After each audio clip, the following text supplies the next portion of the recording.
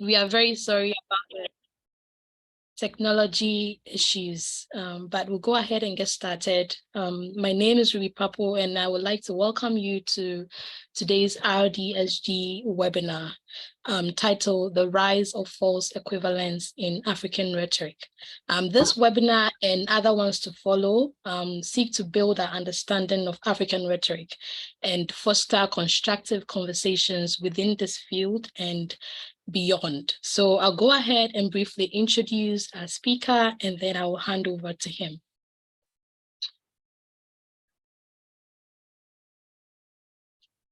Okay. So as we all know, our speaker is Dr. Winchalres Coker, who comes to us from the Department of Communication Studies at the University of Cape Coast, Ghana, where he is a senior lecturer and served as a coordinator of the writing program unit. He is a fellow of the American Council of Learned Societies, an Andrew Mellon Scholar at the University of Witwatersrand, Johannesburg in South Africa, and a visiting scholar at the Uppsala University in Sweden. He is also a fellow at the Center for Media and Communication Research at the Pan-Atlantic University, Lagos, Nigeria. Now, regarding his areas of study or interest, Dr. Coker is a communication theorist who specializes in rhetoric, critical communication, communication education, and science communication. His latest work, titled West African Descent Theory, The Ambiguity of Intervention in Technopolitics, will appear in Molefe Kete Asante and Kebuma Lamier's The Routledge Handbook of Black Africana Communication Theory.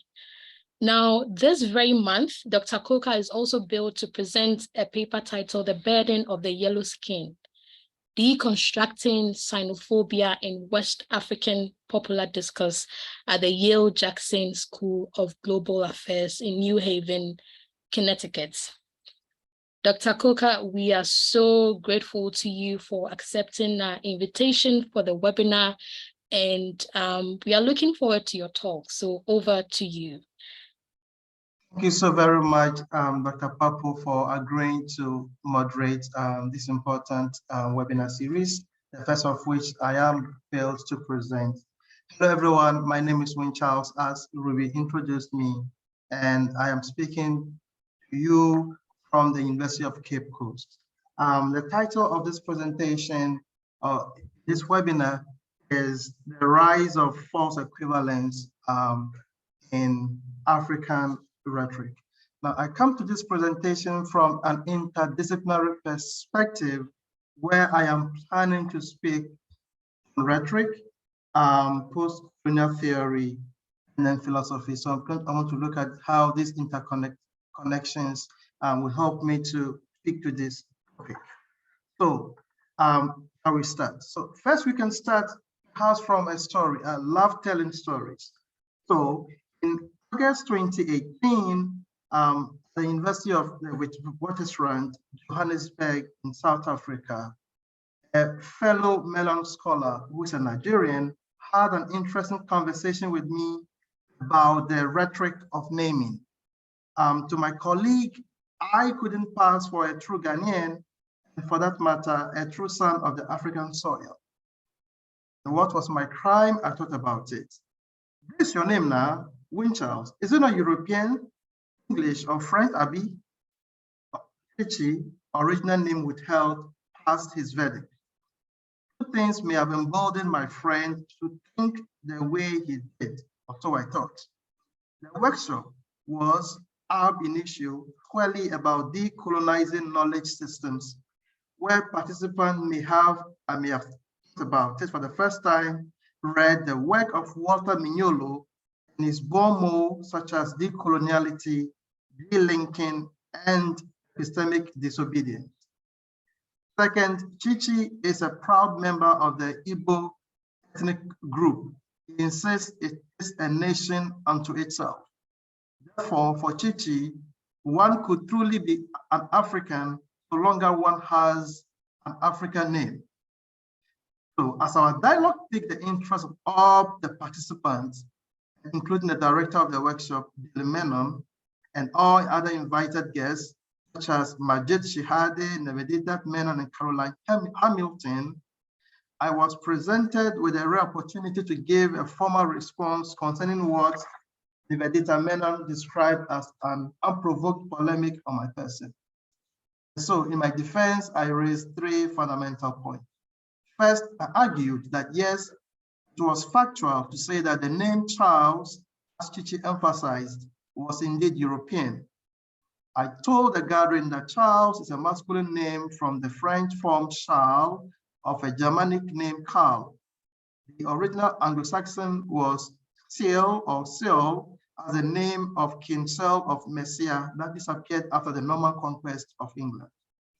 But my name is not Charles, I insisted. It is Winchalres. In other words, it did not lie in the mouth of Chichi, I argued, to point out that to me, what ought to be foregrounded in my first name and that which ought to be at the background. Second, I continued, although the disyllabic name Winchalres may be phonologically English, same is not common among Europeans, I argued. I also said, more forcefully, that just as Fanon did in Black Skin, White Mask, that I am a product of the colonial experiment. Therefore, it could not be by obtaining a local name such as Kofi Achampong that I could simply undo the impact of the legacy on my colonial intersectional fractured self, stricto lecto.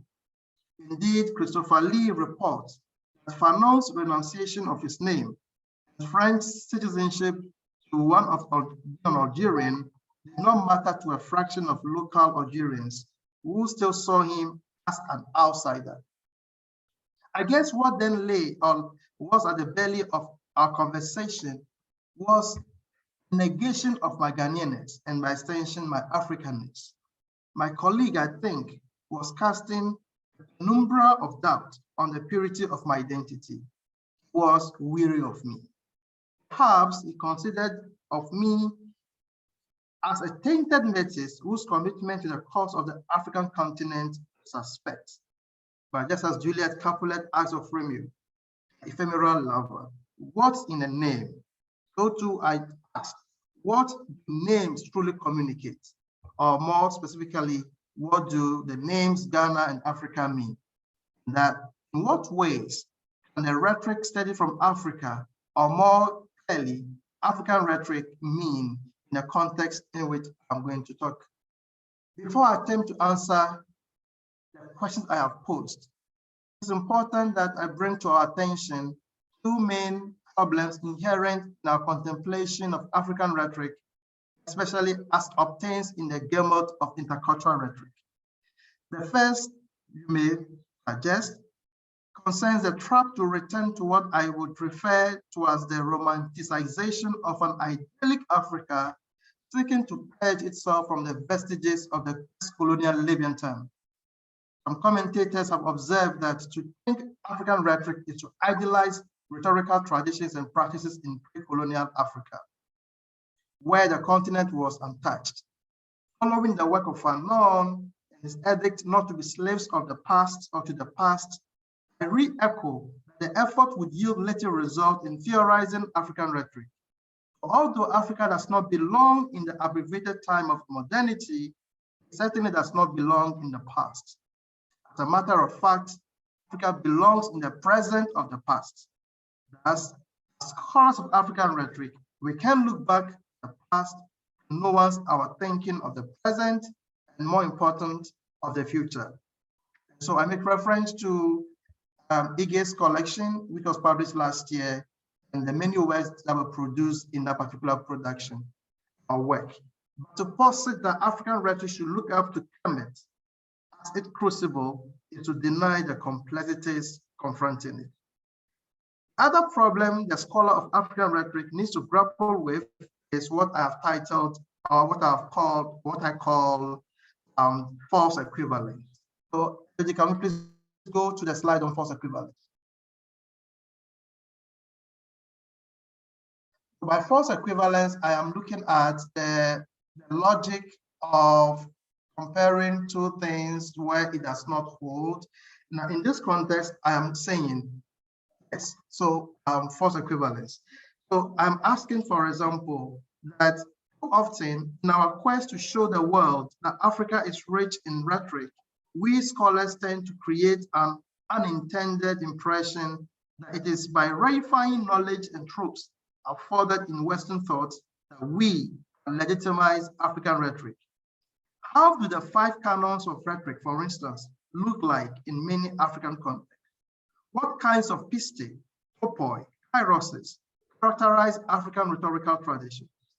What is the nature of deliberative rhetoric in traditional thought in indigenous African cultures?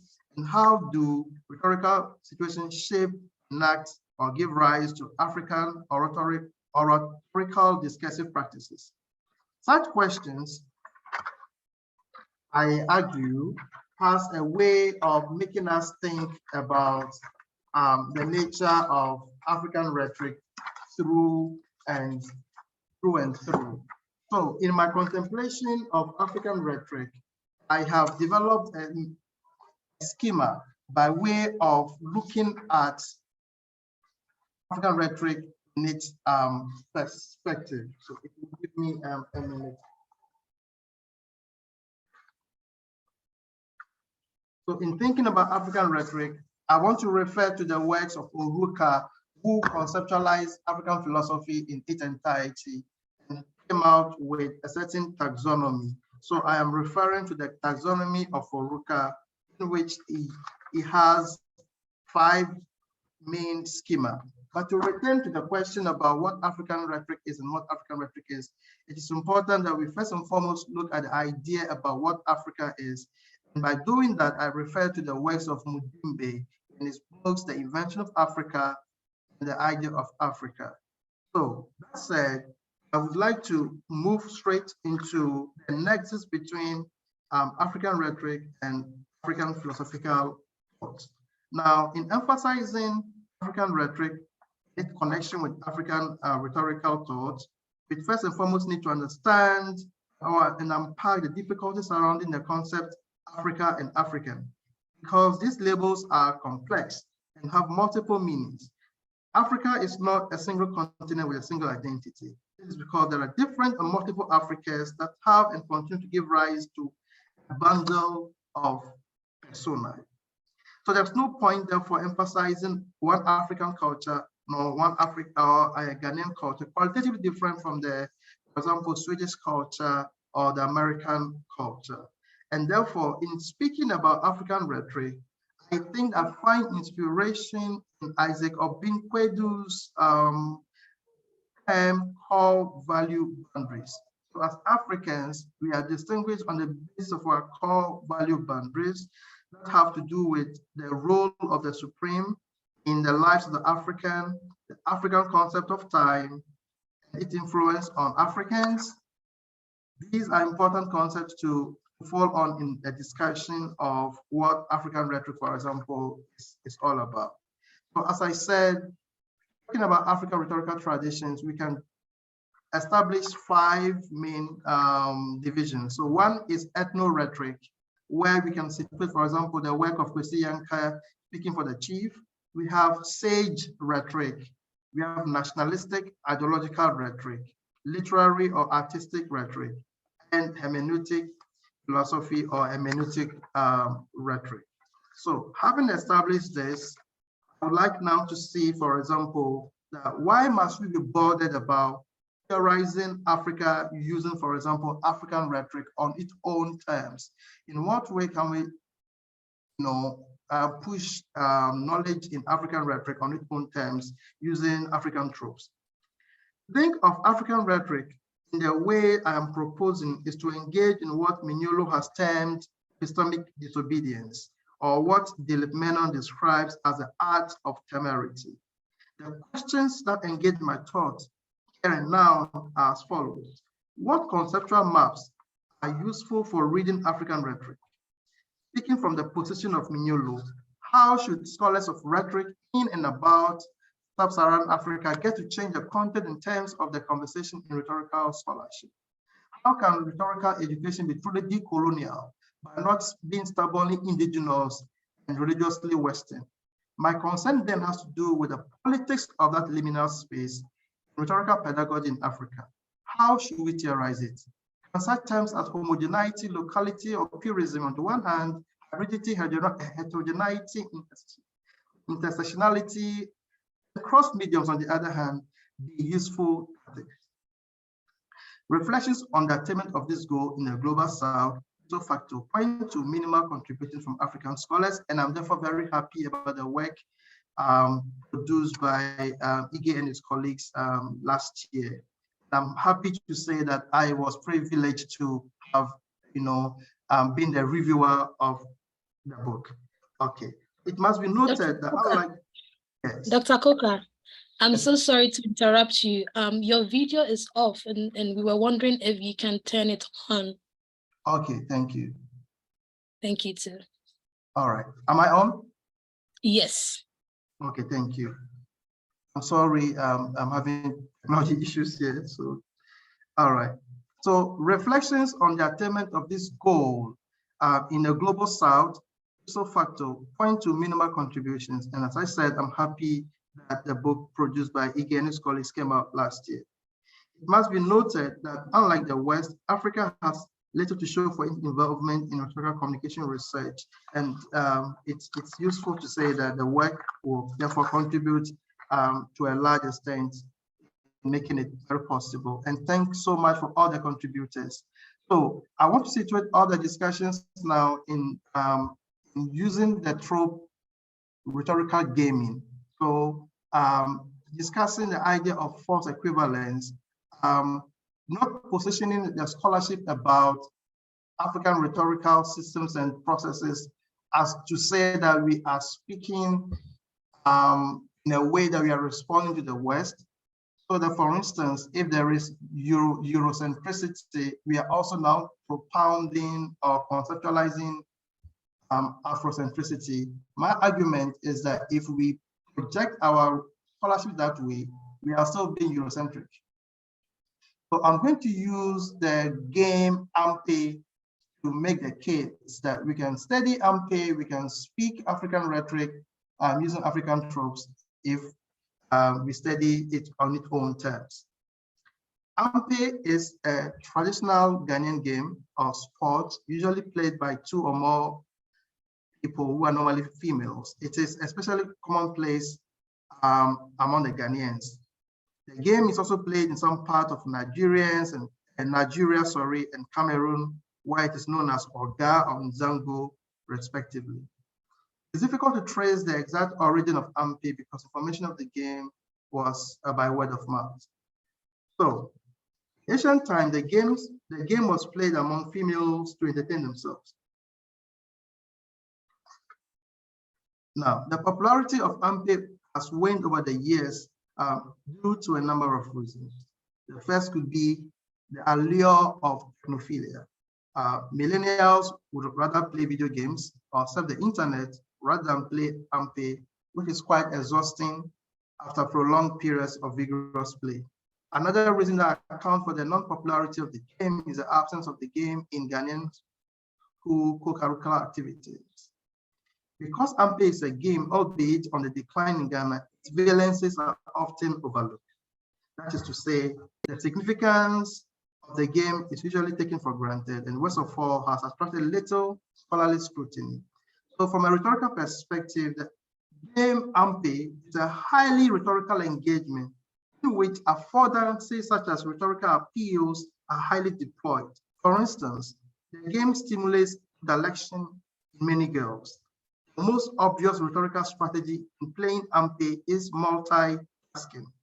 This may be explained as simultaneous rhetorical performances in which a player or players draw on all available means of winning the game of play. It involves clapping, jumping, singing, and thrusting the foot forward simultaneously. Focus on the game is thus key to emerge victorious.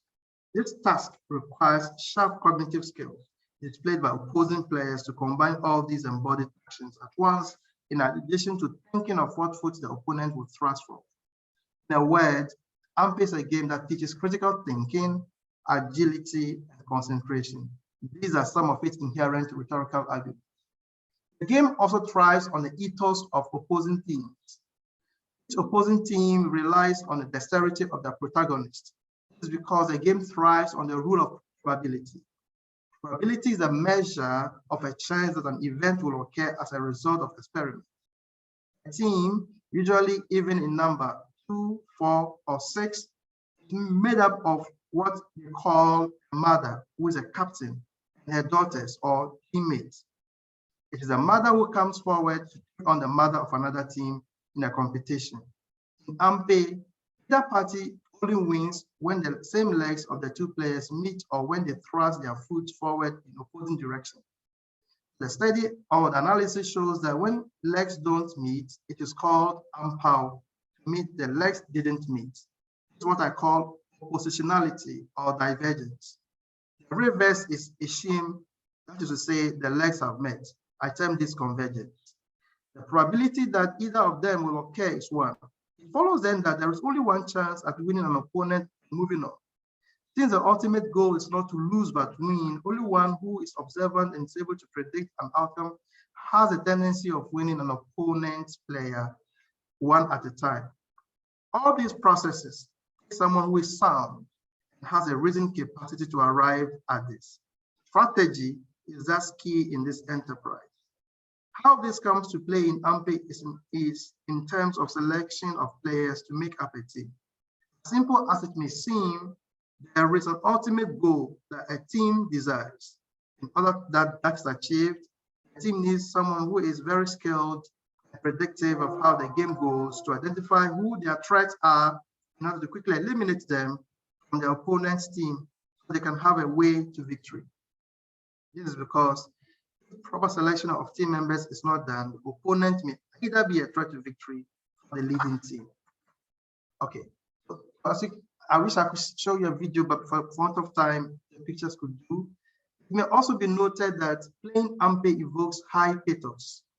This is often made possible through the artistic deployment of songs that are quite simple in their composition. Singing is a wheel upon which the game runs. For instance, there are special songs that are sung prior to the commencement of the game proper, and there are those that are sung during and after the game. All right. So can we please go to one of the slides on the game? I think slide 6 or so. The very first one. It's slide 8. Okay, good. So in this slide, I'm going to try to perform the song. It goes like this: Mother, mother, papa, papa, are your butter shaking? Papa, papa. Are you ready to learn papa, papa? Blue, white, and yellow. Now, the chant presents powerful rhetorical argument. At the outset, the song lets us in on the nature of humor afforded in a child's world. At least, they are capable of starting a competition on a light note by making fun of the derriere of their mothers. More importantly, the song is didactic in nature. That is, it's a call on players to learn, although they may be playing in the process. Are you ready to learn? Emphasizes the rhetorical question. But compare this song with the following performance, which is chanted while the game is ongoing. Let's go to the next one, please. The next slide, please. All right. Compare the earlier song, the earlier performance with this one. This one reads or goes like, mother go last, mother go last. Mother, mother, do something before you die. Mother go last, mother go last. Mother, mother, do something before you die. Now, I gathered from my interviews with old women and some elderly people about the game, is that when this song is performed, the leaders of the team, that is the mothers, each opposing team, rotate when they stop winning. It means instead of having a shoot, you'll be the last person to pay. Akosia explained to me. It's another one. Notice how all the songs are gendered and they reflect the lived experience of the performance. The girls sing the songs and seek to challenge themselves as well as educate themselves not only about their femininity, but more importantly, their feminism. Next one, please. The next slide, slide 9.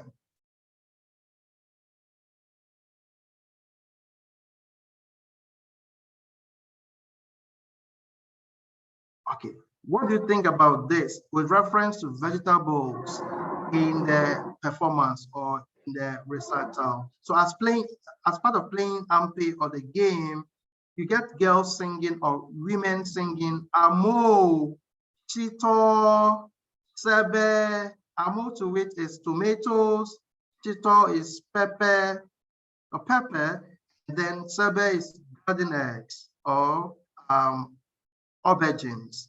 Here, each team decides what vegetable or sometimes fruit they would like to be called. As they win, they call out their names. Now, it is necessary to point out that one of the overlooked usefulness of Ampe is that it turns our understanding of what competition and winning are all about topsy-turvy. While modern sports, as we have come to know, tend to show gladiatorial tendencies, the game Ampe, on the contrary, tends to make a different argument. That is, it is communitarian in nature.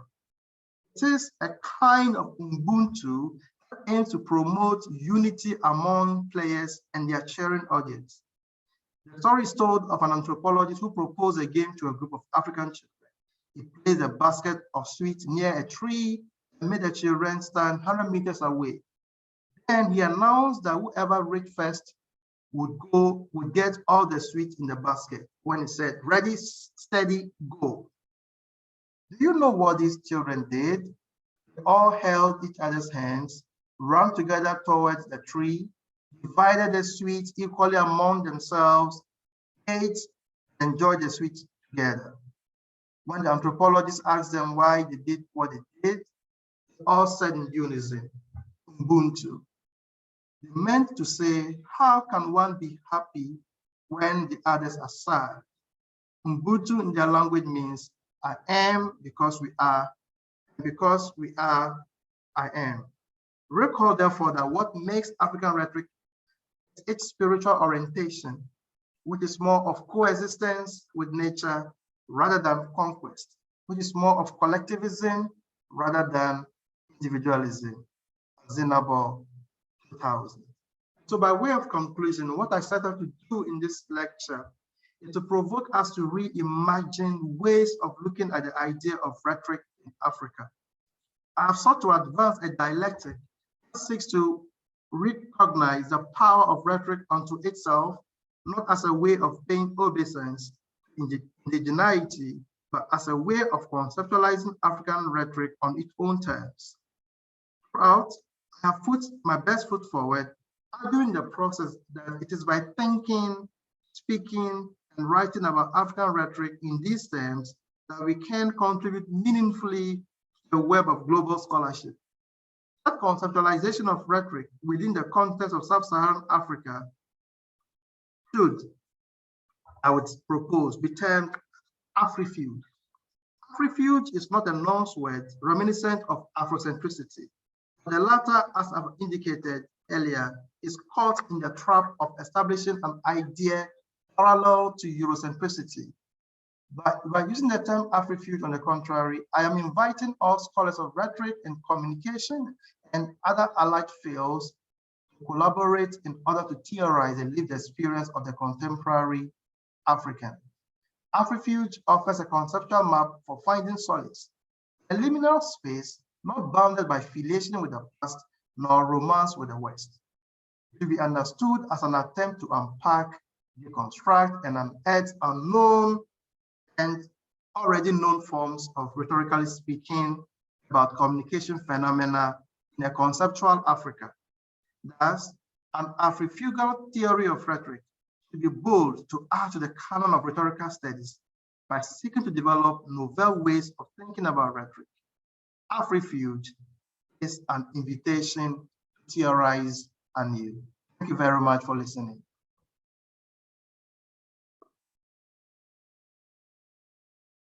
So much. Thank you so much, Dr. Coker, for such an insightful conversation and presentation. Thank you, Dr. Papu. I would now like to hand over to the audience, inviting questions from you. And I think that you can either type your questions in the chat area, or you can also use the Zoom feature to raise up your hand. Either of those work. But I did see Nancy's hand up, so we would like to start with her. Nancy, please unmute yourself and ask your question. Oh, sorry, Ruby, I was just clapping. Oh, okay. Actually, before that, I was also wondering if, for those of us who can, put on our videos, and we can all give Dr. Coker a clap for his presentation, or you can use the Zoom feature. I think that it would be awesome. Yeah, it would be awesome to see people's faces. Awesome to see people's faces. Thank you so much. Thank you so much once again for this presentation. Okay, so now on to the questions. Linford Lamptey. Okay, thank you so much, Winchalres, for in-depth exploration of the rhetorical practice. I'm in my 5th year to graduate this summer, and I've been working on the African rhetorical traditions as my go-to theory in looking at technical communication, looking at how they influence digital writing as well. That you made a statement in the beginning with the force of the rise of false equivalence, and I was just wondering, because if you read, if we think about African rhetoric, we can trace it to latter years, to years before even the conception of the Europeanization of the Eurocentric rhetorical practice. And so when we know that, for example, in Egyptian, ancient Egypt, we have forms of rhetoric which possibly the Eurocentric built upon. And then also, when we also see, tracing from that, we see that with the African, we have certain kind of like values that the Europeans built upon. So, for example, while let's see the classical built on the more of like on logic, we see the ethos more with the African, like building community as well. So where I'm just thinking, where is the force of equivalence? And we are assuming that the European came first, and then we are forming our own based upon them, or IS have existed long before the formalization of the Europeans own. Yeah. Okay. So, Dr. Papu, am I responding, or should we take a set of questions first? You can go ahead and respond. Okay, so thank you, Linford. That's a thought-provoking question. Yes, I should agree with you in many respects. The issue, as I look at it, is from the perspective that many African scholars of rhetoric are beginning to lose that confidence, and so we in the process began to rely on the thinking process of the West in defining what rhetoric is in Africa. That is a point. That's the angle from which I'm coming. Yes, Kemet is rich in rhetoric, and we still go to Kemet. The Mahat, for example, the Mahat principle is informing a whole lot of things that we do in African scholarship. But my argument is that the allure of Western theory, the beauty of Western theory, sometimes makes us lose the essences of theorizing African rhetoric on its own terms. So in what ways can the little knowledge systems that are still there can be developed to a level where there can be a reversal of theorization? In what ways, for example, will a scholar base in the West draw on a theory from Africa to study rhetoric in the West? It's normally the reverse, right? So we have to say that because there is, for example, there are 5 tropes in understanding rhetoric, you should also try to have 5 tropes in Africa. And this is the kind of thing I'm calling a false equivalence. We can study rhetoric on its own terms without necessarily having to provide certain checklists to say that if you have ethos, we have ethos. If you have logos, we have logos. That's the kind of thing that I'm trying to complicate and to trouble. Yeah. Okay, thank you. Thank you. Thank you. We will go ahead and take the next question from Yunana Ahmed. Thank you, Dr. Coker. That was a very good, great presentation. I really love it. You are not done reading my paper. I'll read. You know, you and I will always continue reading and reading. I know. Yeah, thank you. Yeah, you know, my question is on that dilemma. Some things happened recently. So some days ago, Nancy contacted me that there is this workshop or symposium going on decolonization. And people representing Africans are not Africans. And so the first thing I'm wondering is, if we're not talking about who is the person that is supposed to define African rhetoric, must it be an African or not an African? Then there's also, I think in 2020, Van Dyke and Lazar were also trying to come up with something like decolonization. And what they did was to go and bring an African who not necessarily is doing some kind of decolonizing African rhetoric to represent that. They pick the work of Samuel Obeng to put in that their own collection as work of decolonization. Now, this is an African, but not obviously doing decolonizing the African rhetoric, but these are non-Africans trying to decolonize. In that dilemma, who is the right person to define African rhetoric or to begin to rethink African rhetoric? Thank you. Hello, Ruby. Yes, please go ahead and respond, Dr. Coker. So thank you, Yunana. I am very much guided and informed by your scholarship in that field. In 2020, your paper in critical discourse studies, it's a good one. It's a good paper. And so, yes, thanks for reminding me about this. Now, you are asking about legitimacy. Who are people to talk about the decoloniality of African rhetoric? So yeah, so that's the same exact thing that you and I and all of us are talking about. I think that the work of Walter Mignolo, the Argentinian, is a good way to come into this. So you are an African rhetoric scholar so long as you speak about the African cause. So long as you speak about the African cause. So you don't necessarily have to okay, so having a tie with Africa enables you to to speak in very informative ways. But if you are a theoretician who speaks about African rhetoric in a way that promotes it, I think that you would want to share our knowledge systems with you. But I agree with the fear that Yunana is expressing, that if we don't take care, we are going to have non-African sadness about what African rhetoric is. We all must fight, all might be looking forward to undoing that. Yeah. Thank you, Dr. Coker. We'll take the next question from Ejoji. Thank you.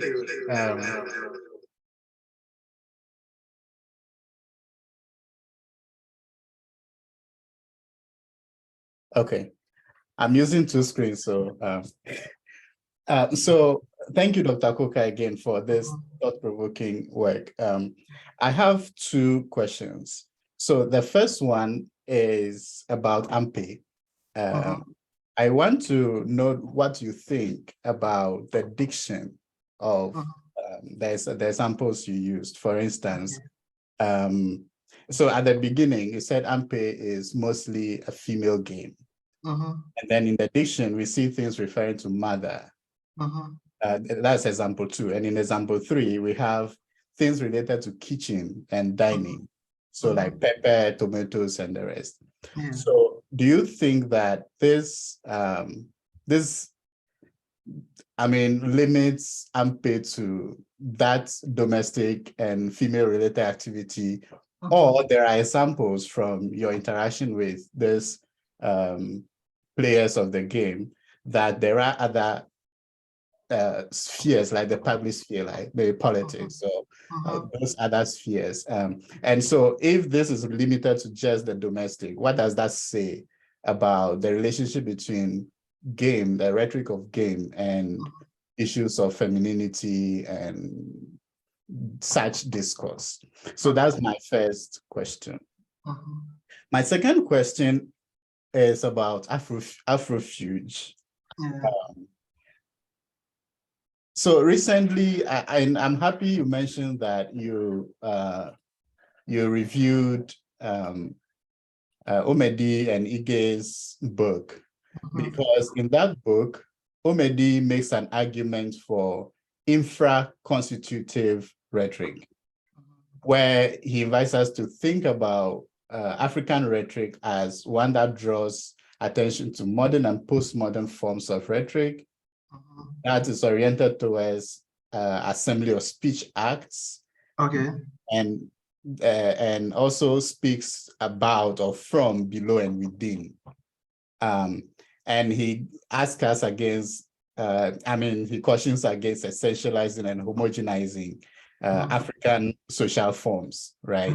So, that also again ties back to Yunane's question about who should define or discuss African rhetoric.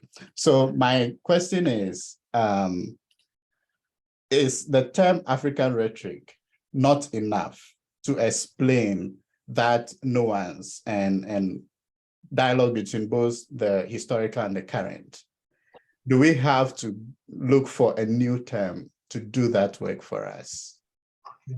So, yeah, thank you. All right, so yeah, so thank you very much. So I think that you are requesting of me to look into the various spheres of the discourse of AMPE. What did these players get to talk about? So yes, like I said, the diction points to a kind of gendered conversation, but I think that it's gendered on the basis that it is used as a social process of education, socialization. So we get to educate the girls about what it means to be a woman and their place in society, their femininity, their feminism is enacted. Like you said, if it's about feminism, then they should be discussing not only domestic issues or what it means to be a woman, but they could be looking into other things. Unfortunately, my corpus does not allow me to speak very frontally on the other spheres, as I think that this question requires of me to continually gather data on whether they have other spheres that they talk about, and I suspect that they do. So I will be looking critically into the other issues. Thank you very much for drawing my attention to that. Now, whether or not African rhetoric is not enough to talk about African rhetoric, it is enough. African rhetoric it is, because it establishes that emphasis on intercultural rhetoric.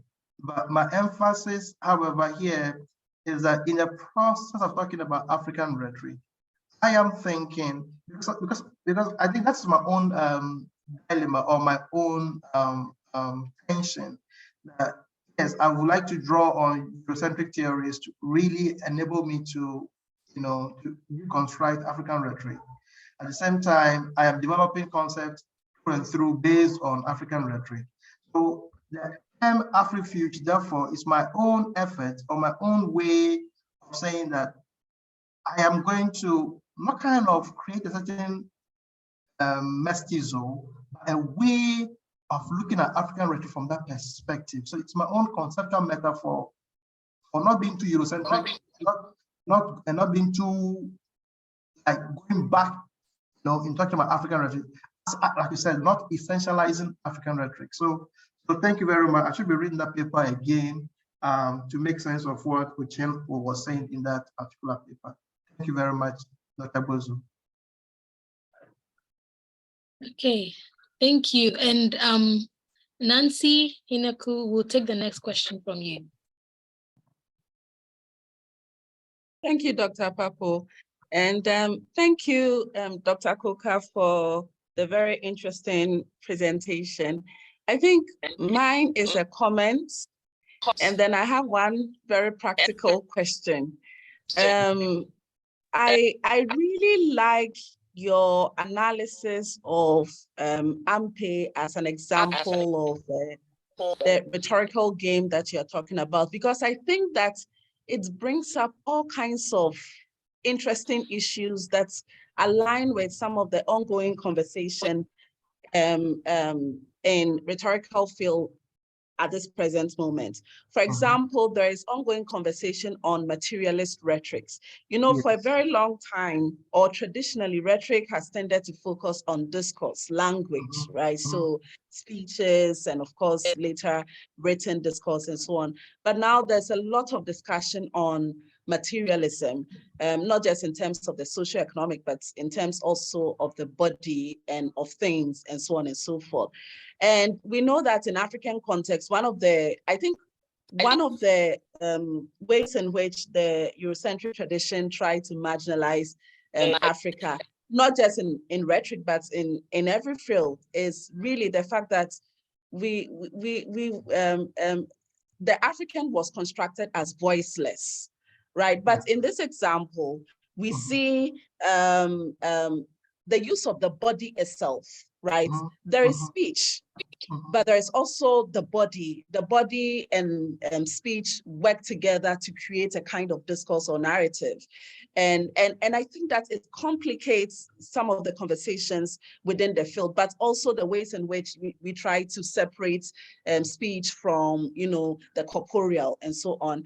But I also like your notion of rhetorical games, because it's, I think within that notion is the idea that rhetoric itself is a kind of game. And also when we see rhetoric as a kind of game, then it means we need to start thinking about rhetoric as play, or we need to think of the power of play in rhetoric, which I think goes against the agnostic tradition, the agonistic tradition that tends to focus on, you know, I mean, the notion of winning is there, but it's also very playful. It's almost as if the winning is not necessarily the focus, it's the opportunity to play. You know, so I think it also allows us to look at another dimension of the, I would say, the philosophy of African rhetoric. And I really don't want to set a binary between African traditions and European traditions, but this might be one way of considering how, you know, African rhetorical traditions can contribute to the field. And also in terms of positionality, so this is a very practical question, and I hope you can give some advice on that. So for me personally, I see the African rhetorical tradition as transnational. And although, and especially if we think of Africa, the construction of Africa as the birthplace of all human beings, it means that it's not just all human beings, but also culture. It's also the birthplace of culture. So even the European tradition owes its source. And I think that Lamte was making some references. In many ways, we can link the European tradition also to the African tradition. And so in our context, when we think of, you know, the fact of post-coloniality, for example, and the transnational dimensions of it, you know, we are always already, for lack of a better expression, impure. We are always already mixed. And so for me, I see the African, you know, rhetorical tradition as always already transnational, which requires that we remain in conversation with all traditions, including the European tradition. But I also understand the need to define ourselves. So my question is, how do we do that? I really don't know if it makes sense, but Yes.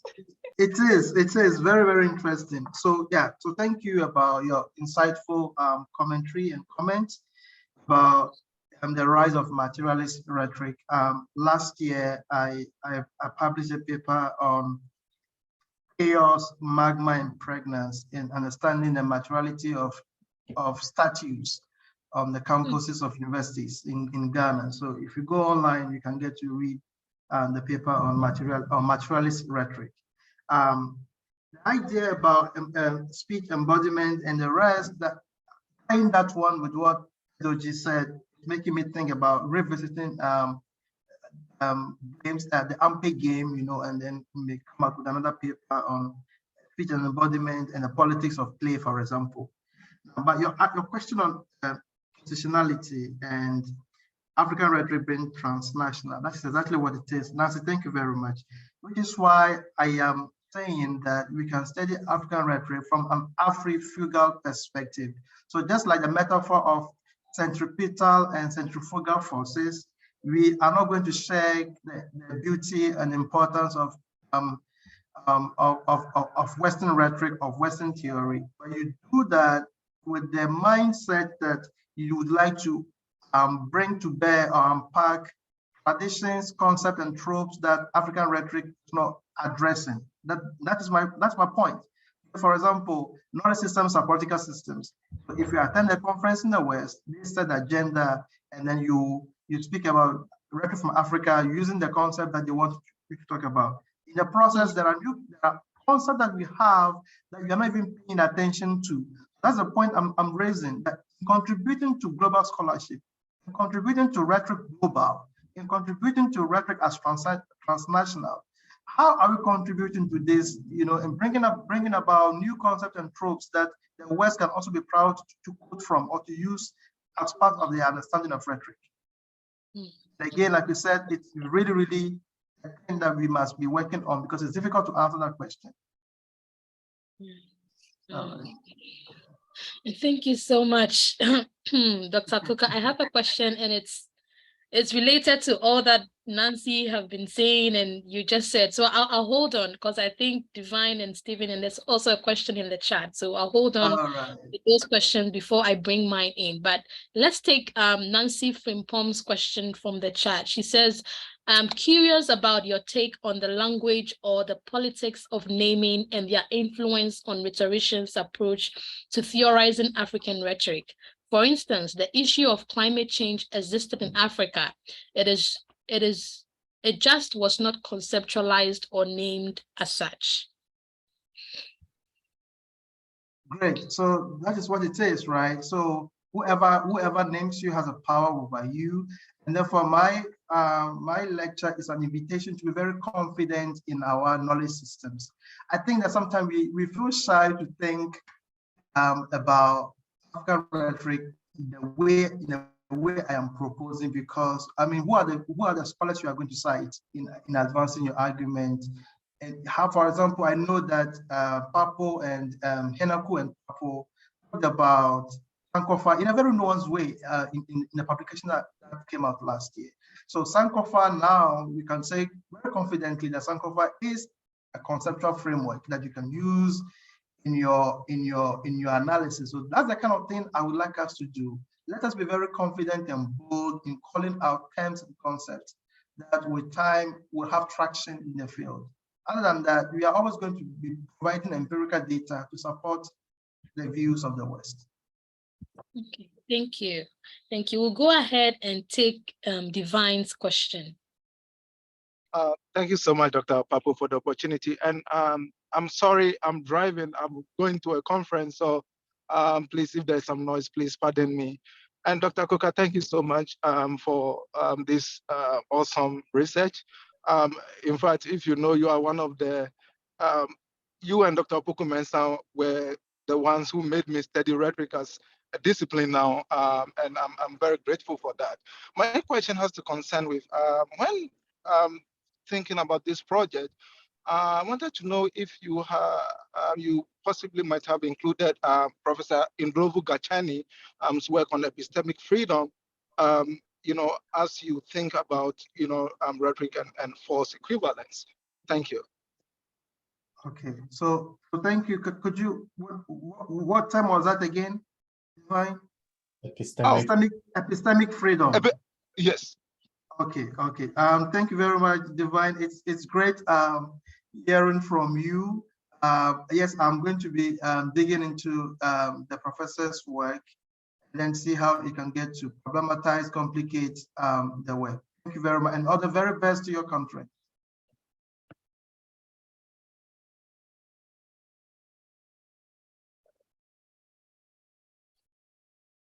Sorry about that. I had to quickly go out. Can we take the next question? Are we done with this one? Okay, we'll go ahead and take Stephen Taduklo. I thought you had a question, or should we move on? Yes, I do. Thank you very much, Dr. Coker, for such a wonderful. See my face off. You have a wonderful presentation. Thank you. I was wondering just whether you could speak a little bit to, you talked about a schema through which we can look at African rhetoric. You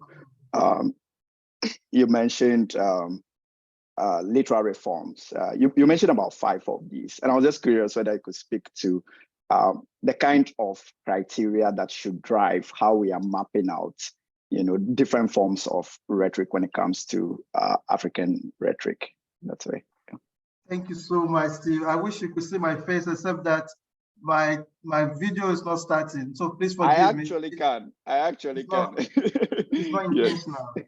So yeah. So I tried to say that, for example, that in talking about rhetoric, you cannot do away without spirituality, and the work of the gentleman, I've forgotten his name.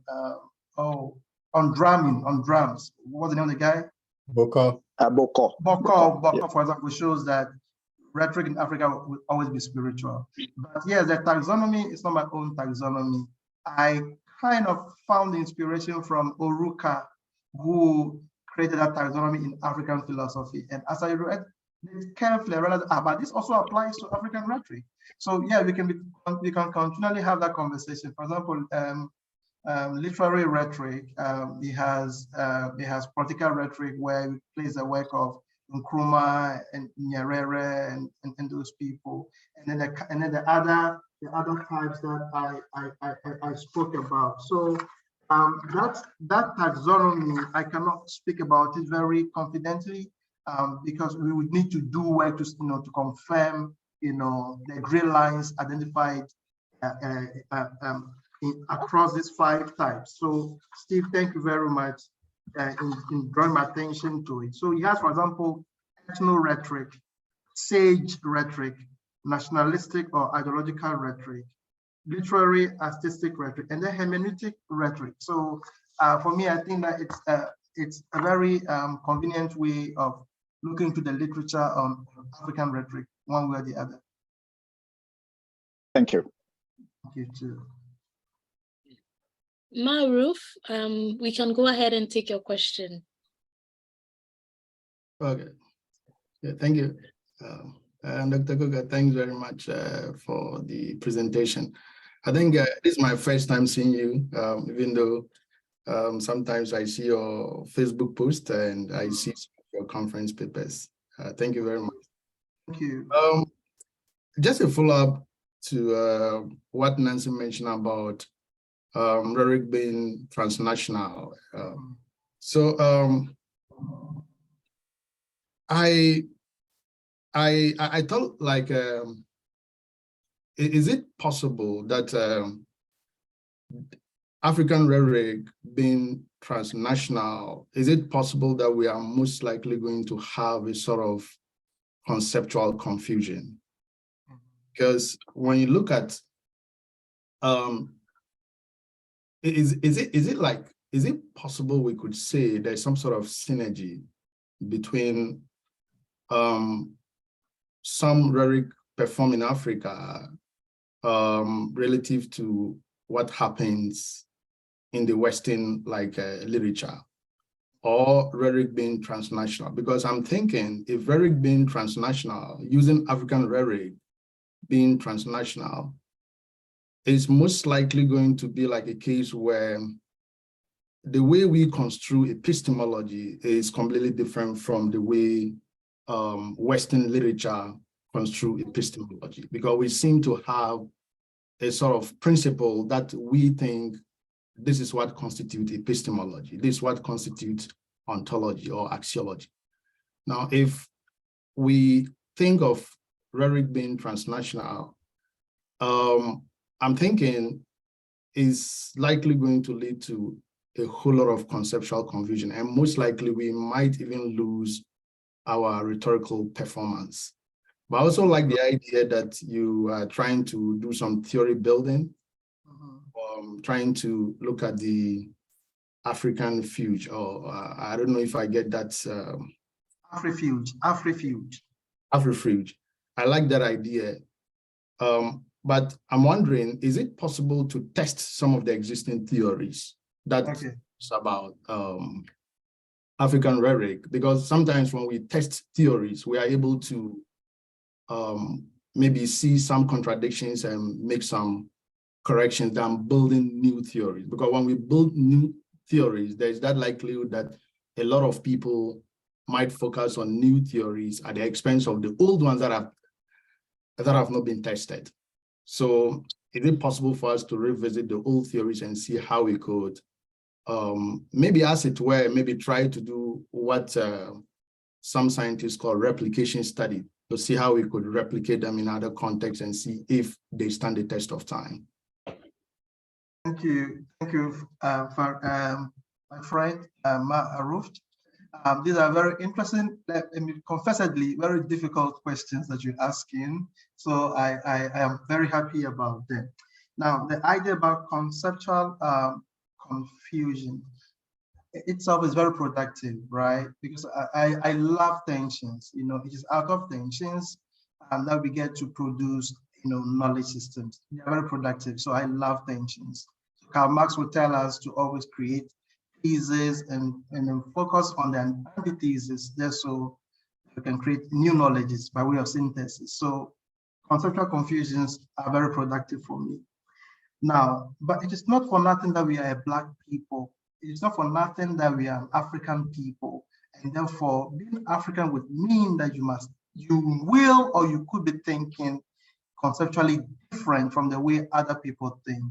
To the extent that African rhetoric gave birth to all forms of rhetoric, I am still looking at the remnant of the things that we don't touch on, because some people have developed their rhetorical traditions in a way that have become so alluring and so appealing that we conveniently draw on them to study, you know, the systems in Africa.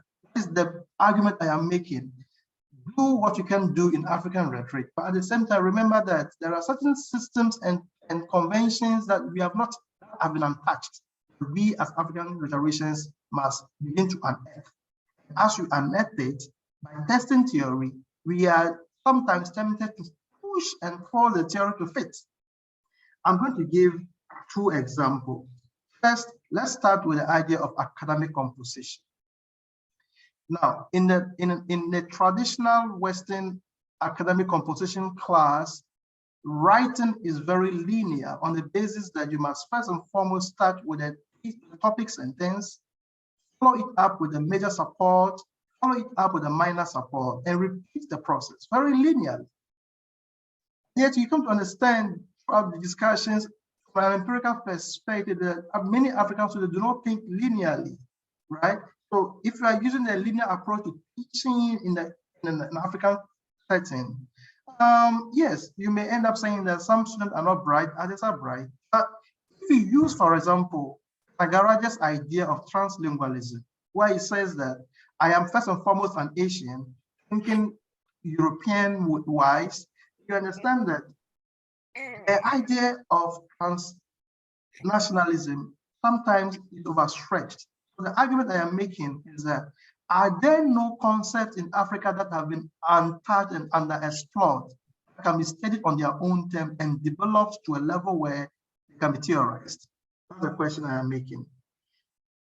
In a court system, in forensic rhetoric, for example, the judge speaks, the lawyer or the defense or the accused speaks back.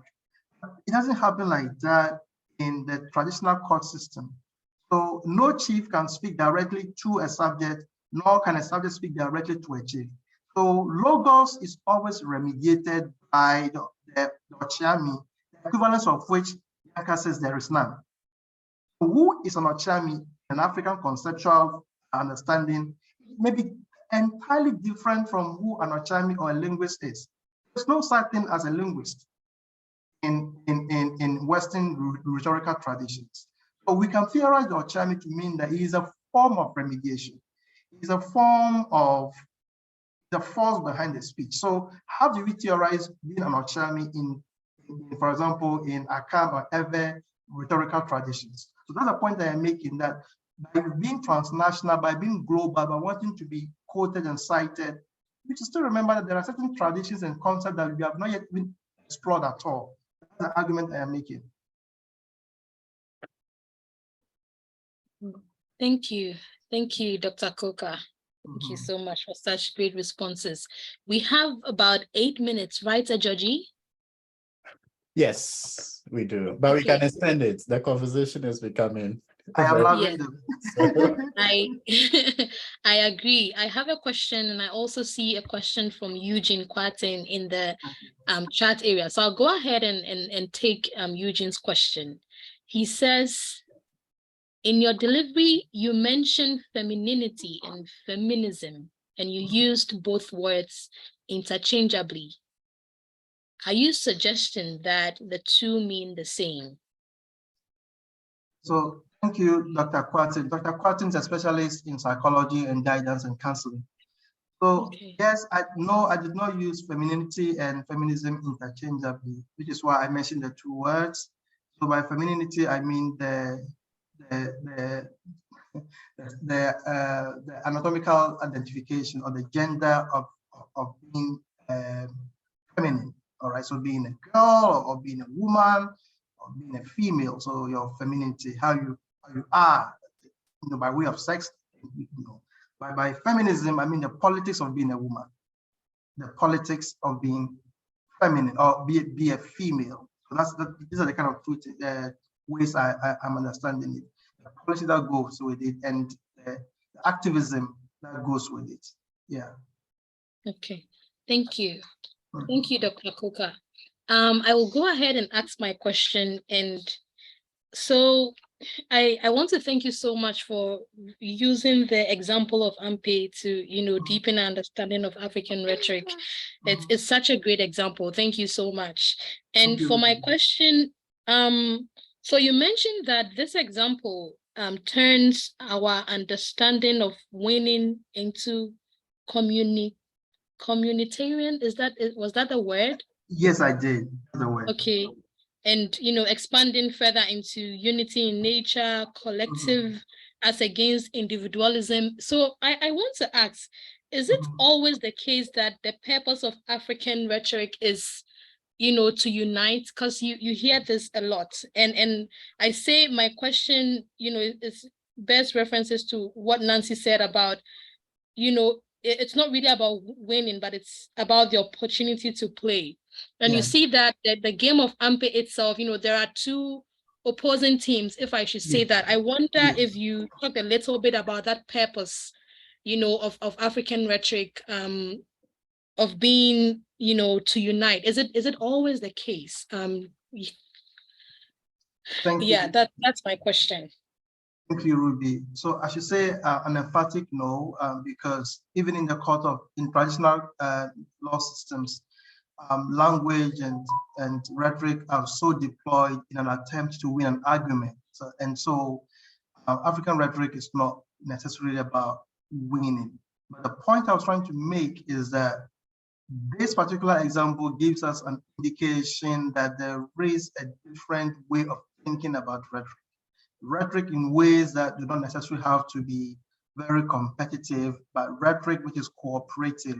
And so by looking at, again, forms of speaking and writing and thinking about African rhetoric, we can arrive at certain ways of understanding rhetoric, either to not uncovered, not covered. Yeah, so that's the kind of thing I was going to say. So yes, it is not always about winning. It's not always about uniting. Sometimes it is. We need to point it out as a way of enriching our discussions. Thank you. Thank you so much. Thank you. Thank you. Thank you. We have some more time for questions if anyone wants to ask one. Georgie, I did see your hand up. Yes, mine is not a question. It's more like a contribution or an expansion on some of the explanations that that were given earlier. So, so when Dr. Coker mentioned the categorizations, ethno-rhetoric, sage, literary stuff, yeah. I was just, it draws my mind back to some of the criticisms in African philosophy that were have been raised about Oruke's categorization. So, I mean, but he also said earlier that we need to go back and revisit some of these ideas.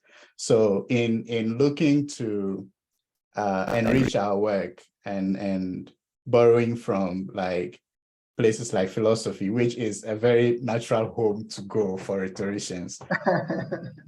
I think that we can also use the opportunity to complicate some of the ideas that philosophy might have, because they draw very much on some of the data or the archive we use, linguistic archive to a large extent. So Omedio Chiang again and Suleiman Bashir Dian have had conversations about these categorizations and issues of temporality, time, and all that.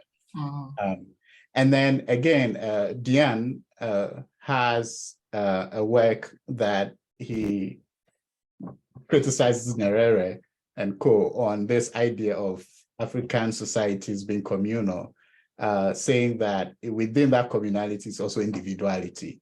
So African rhetoric is not only communal, African philosophy is not only communal, but individual as well.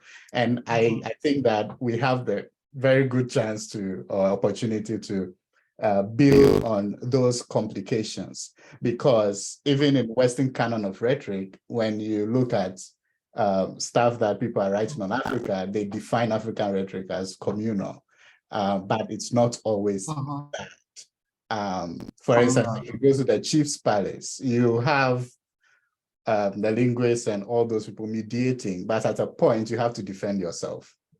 At that point, your individuality have to come out, because if you don't defend yourself, then whatever fine is given to you, you have to take it, right? Or even if you are using like the elders that will accompany you to the court, you have to make your case for the elders to understand how they should argue when they get to that place. So all these are areas that we can go into and you know, contribute to in trying to expand the oeuvre of African rhetoric. Thank you. Thank you. Thank you so much, Georgie. Thank you so much. Yeah. And I think Maruf has a question too. Yeah. Yeah. So there's mine's going to be like what ADG mentioned, just as a way of framing it in a different way. So there's this observation I've made about African scholars who write about this field. So a lot of times you see people write about Africa and the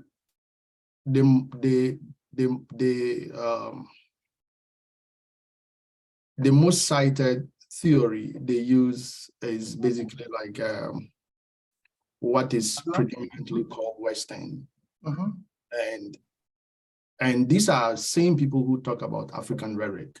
Now you write about Africa, you speak about African artifacts, and you go back to the same Western methodology.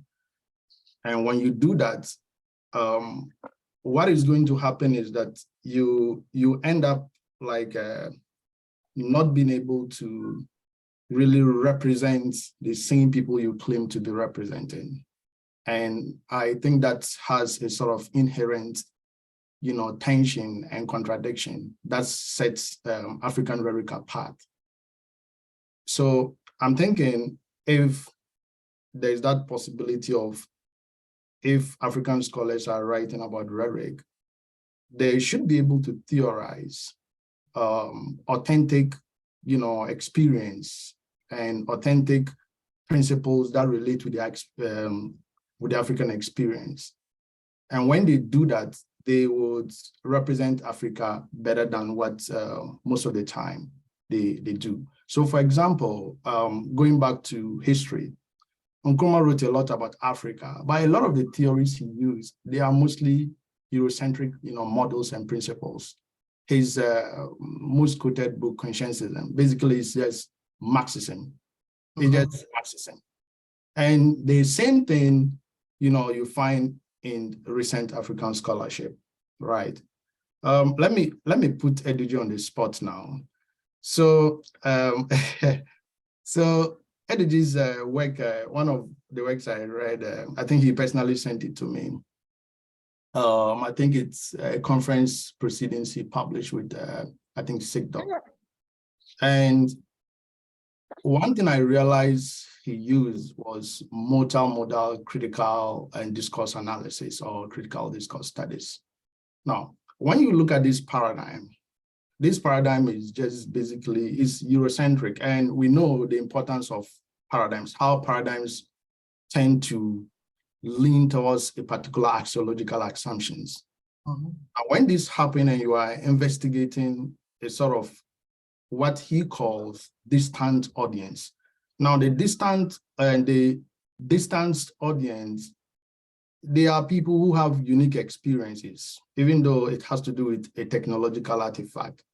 But that has to do within a particular context. And even the principle of context, we tend to even use the Western understanding of what context is to define the people we claim we are representing. And all these things, they bring very, very serious contradictions. So a lot of times that's what I observe, scholars in Africa. And that has to do with our dual positionality. So we've been educated greater part of our life within the Western, epistemology. So sometimes we have that kind of tension we have to negotiate. So we have multiple identities. So as we move, we have to negotiate those identities, and those things are showing up in our scholarship. So I haven't seen a sort of specific work that tends to look at specific experience of Africa using specific paradigm within the African understanding, or using the African epistemology. And that is also something we have to think about. All right, I don't know if I can come in just to contribute. So yes, Maruf, I love that, that frustration, right? And there are practical reasons, because, for example, you have a deadline to publish a paper and you now need to dig into an African theory that you don't get. I think you have to follow convenience and draw on a theory that is well spelled and has some kind of a universal, appeal. And so that using this theory will enable you to get your work done. So the use of convenience is one big reason.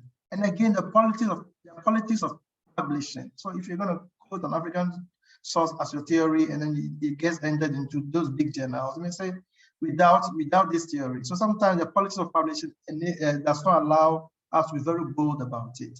But yes, there still have been tremendous effort being made by African scholars in developing their own theory. For example, Kebume's Black communication theory is a huge go-to talking about Africana communication theory. And as I said, I'm contributing to the volume 2 that is coming out pretty soon. People are developing theories. The only problem is that in Africa, in many spaces in Africa, we tend to marginalize African theoreticians and African theorists. They will say, okay, so you're talking about speech acts. Why are you not going for who? Speech art theory. Why are you not going for the big shots in speech? You're not going for John Searle. You're not going for those people. You're going for who? So it makes it difficult to talk about it. So I think that if you continually push, yes, it will not be an alternative. To be, so which African have you quoted first before they will start asking you which Western theories do you have?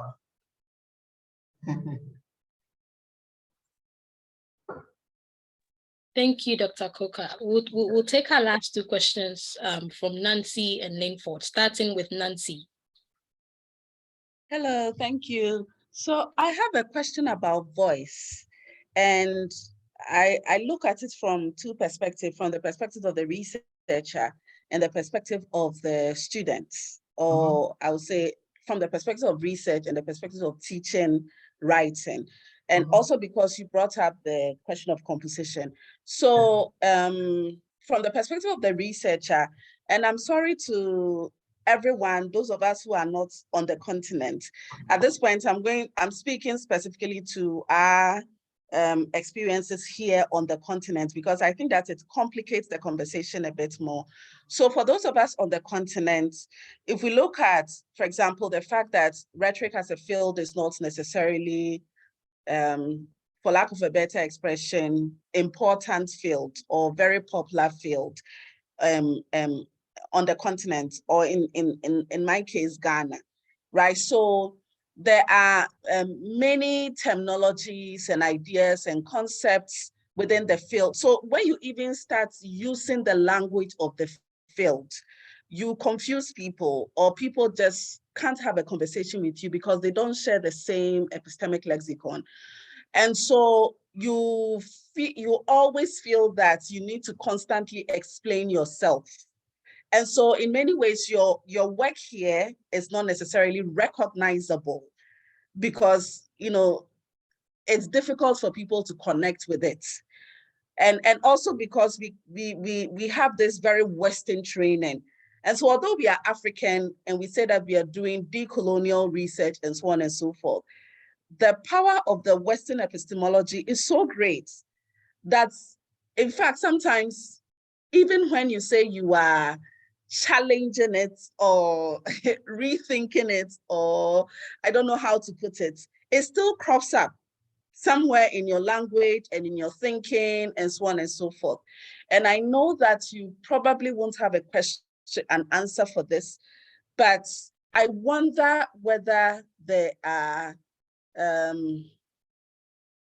ways to overcome this challenge. And also, in relation to that, it's difficult for you to find your personal voice here, but also you don't have a voice in the mainstream, you know, scholarship, because especially for those of us who are not there, you don't exist because you are not at the center of the scholarship. And so for us, we are doubly marginalized. Those in the West might say that they are marginalized, but we are marginalized twice because we don't exist. We are invisible at the center. But also, even within our own context, our research is unrecognizable because people cannot share the language or the conversation. And as a researcher, you need to be able to have conversations. And if you can't have conversations in your local context and then also in other contexts, then it's almost as if you find yourself in this echo chamber talking to yourself all the time. So what do we do? And then also in relation to voice, I want to bring in the question of pedagogy, because when we teach writing and composition, one of our aims is to help people work with students so they can find their voice. But I feel that the burden of linguistic imperialism is so huge that I'll say in the classrooms that I teach writing, I feel that sometimes students think they cannot trust their own voice. So what can we do, especially when it comes to the teaching of writing? What are some of the practical strategies? I know you talked about translanguaging, translingualism as one way to do that. But I was wondering if there are other practical strategies that you can provide for us. But I would really love to talk to you more outside of this webinar about issues related to writing and composition in our specific context, because I think that although you mentioned it in passing, you made some very important points there, which I am beginning to recognize, or that is now helping me to understand some of the patterns that I saw in my own writing classroom this semester. Thank you. Thank you. I don't know if I should come at it or some people would like to speak to it. Ruby. Yeah, can I talk about that, maybe to bring some experience, like really to talk, to emphasize what she mentioned? Sure, Yunana, please do. Okay, yes. So I just want to use three countries. I want to use Ghana, Kenya, and Brazil as an example, right? So I went to make a presentation in Brazil, and when I was making it, I think I saw uncommon people trying to be in my panel. Like, it was filled up, people were standing, and I didn't know why. But before I could finish the presentation, I could see how people were hitting their legs, like people. Summarily, as I finished, one person looked at me and said, and called the scholar I was quoting, "Is that person an African?" And of course, you know what the person was suggesting. Like, you are beginning to tell us to do decolonial, but you are using a non-African. So how decolonial is this? You are decolonial. So I came back home and I just said, okay, let me change. Now, there was a conference coming up in University of Ghana, African Pragmatics, and I sent my paper trying to use the African theory. And they summarily rejected while they were still looking for papers. They were still asking for people to bring more papers, but they rejected my own. And so I had to rewrite and remove that decolonial, and they accepted. When I went to present the paper, as I was presenting the paper, you could see also the audience were so angry, right? They were angry with this. Now, going back, so I now started using, which you have read most of my papers as before I take them out. So I started using Ngugi. So when I went to the African Rhetoric Conference in Nairobi last year, as I was presenting, they were like, this is not what Ngugi is doing. Like, Ngugi is a theater person. They tried to emphasize to me that Ngugi is a theater person. So why am I trying to take Ngugi into that line of thinking? Right? Why? Yeah. So what I'm saying is, like, what Nancy is trying to put is, if you're on the continent is rejecting that idea of rethinking, right? And if you also go outside the continent, they are beginning to question this, your idea. How authentic is African? Like, are you, like what Maruf was also trying to say, that, okay, you are using a theory, but the theory does not represent your own realities and experiences. So that is this way that we struggle. We struggle. Like, I couldn't imagine that my paper was rejected and people were asking for more papers simply because I was using decolonial. And this is Ghana that we expect to be more of, and you have African studies in the University of Ghana for that matter, right? So like, I think these are some of the complexities we are struggling with. But more to add, to add on that is also we are struggling with that politics that Nancy is saying. Like, I have to come, like, how do I begin to negotiate that I'm on the continent and applying for something that is global? Right, so that's the way the Western person begins to doubt that. And you remember, I had to always come to you and say, hey, Winch, can you write me the reference later? And in most times when you write, I get it. Now, but when you are negotiating with a Westerner over there, your former supervisor or whatever, they begin to question if you will be able to get this coming from Nigeria, right? So those kinds of complexities, like, we are living the experience and we'll continue to get more experience. So I just wanted to respond or to add more to what Nancy was saying. Yeah. Thank you, Yunana. I don't know if Rubik, I saw Steve was writing very important stuff about this. Steve, would you like to add to what Yunana said? Oh, no, I was just going to say, I mean, those three examples aptly convey what I think about when it comes to the politics of knowledge making. My mind goes back to something Kwesi Anka wrote, nearly 20 years ago on globalization and the African scholar. How do you situate the African scholar within this matrix of, knowledge making, where there is still power at play about who gets to publish what and where? So very insightful. That's just all I'll say. Yeah. Thank you. And to respond to what Yunala said and what Nancy said, I think that the way I get out of this frustration is to give it time, right? Give it time, because here I am, minted at Michigan Tech, where we talk heavy theory, heavy philosophy, heavy rhetoric. And then I find myself in a department of communication studies that is so formalistic, it's media proper, it's journalism proper. And I was trying to find out my own positionality, as Nancy would say, my voice. But when I gave it time, I began to realize that it was even far more enriching using the background I had in talking communication, in talking rhetoric.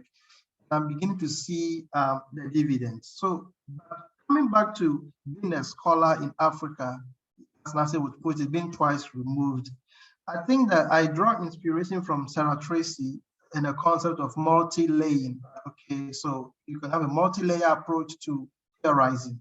So for instance, you could use a theory from Africa, do the analysis, and then you can also use a theory from Europe and do the analysis. Then you try to show the synthesis or the breakdown in trying to bring them together, which is not common, which is much a waste of time to do. As we progress as scholars, we can be engaging in some of these experiments. The other thing to also talk about is Nancy's idea about pedagogy, Nancy's idea about writing. Nancy, let me even make it more frustrating. Sometimes you even have students who will cognitively or actively resist your approach to teaching because they're not used to that. So they just want you to come in there, bring the parrot, you just tell them what they want to hear, you set a quiz for them, they write, and they make their grades and go. But when you want to engage in an inventive, process-based approach, sometimes they just don't like it. Unless, of course, they get to see the dividend. So in my classes, for example, there are no examinations. I tell them right away from the beginning of the semester, and then I make them do a lot of practice-based, works. They are beginning to enjoy it. And I think that Dr. Okokwa-Jiman, also at the Department of English, is also beginning to infuse some of these methods. So for me, the only approach is time. Give it time, and with time, it will work.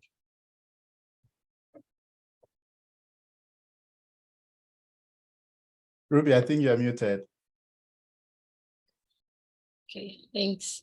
Thank you again, Dr. Coker, and thank you everyone for such insightful conversations. I think that if we had more time, we'd probably like to continue, but if there are no more questions, we will go ahead and end the presentation for today.